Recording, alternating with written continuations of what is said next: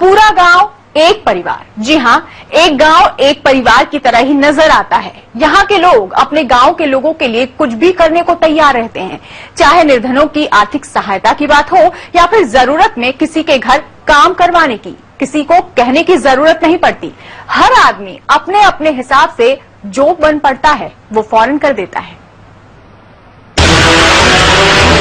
जहां कई गांव में होते हैं झगड़े,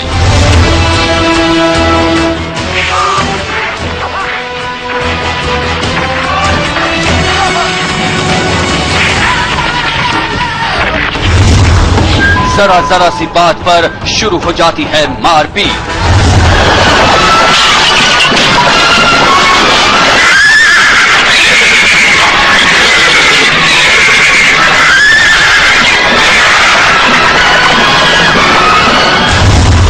छोटी सी बातों पर निकल आती है लाठी।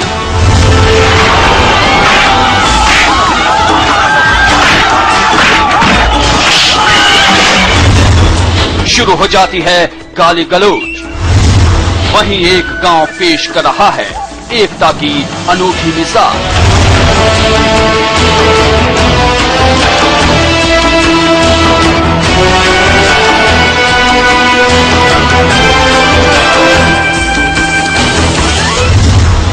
जाति धर्म से ऊपर उठकर रहते हैं यहाँ के लोग।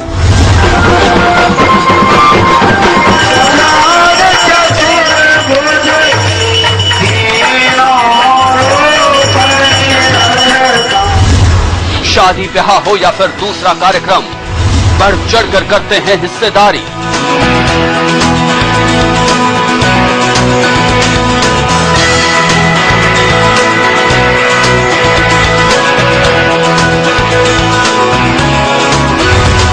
बना रखी है समिति, परेशानी में चंदे से करते हैं सहायता। जी हां, अभी तक कई गांव आपने ऐसे देखे होंगे जहां अक्सर झगड़े होते रहते हैं। बात बात पर वहां बंदूक और लाठियां निकल आती हैं। चाहे सड़क हो या चौराहा, मारपीट शुरू हो जाती है। लेकिन कांकेर का मावालीपारा गांव ऐसा है जहां के लोगों ने लड़ाई झगड़े, मनमुटाव की बातें शायद खबरों में ही सुनी होंगी, क्योंकि हकीकत में इनके यहाँ ऐसा कुछ होता ही नहीं। ये ऐसा गांव है जो पूरे परिवार की तरह रहता है। ना जाति का जिक्र, ना धर्म की बात, बस इंसानियत ने इन्हें एक बंधन में बांध दिया है। यहाँ के लोगों ने एकता की ऐसी मिसाल पेश की है जो शायद ही कहीं और देखने को मिले। चाहे गरीब हो या अमीर, सभी एक दूसरे के काम आते हैं।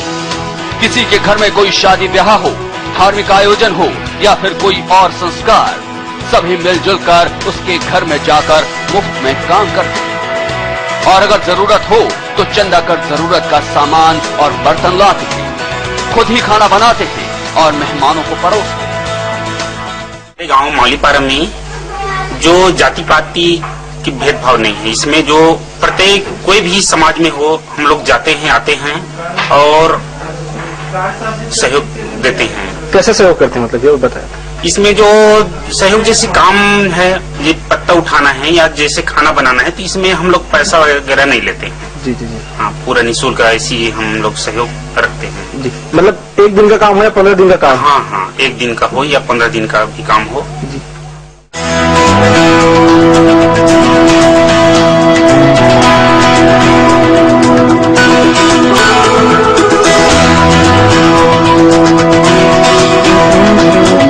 शादी ब्याह, शोक दुख में पूरा गांव एक हो जाता है।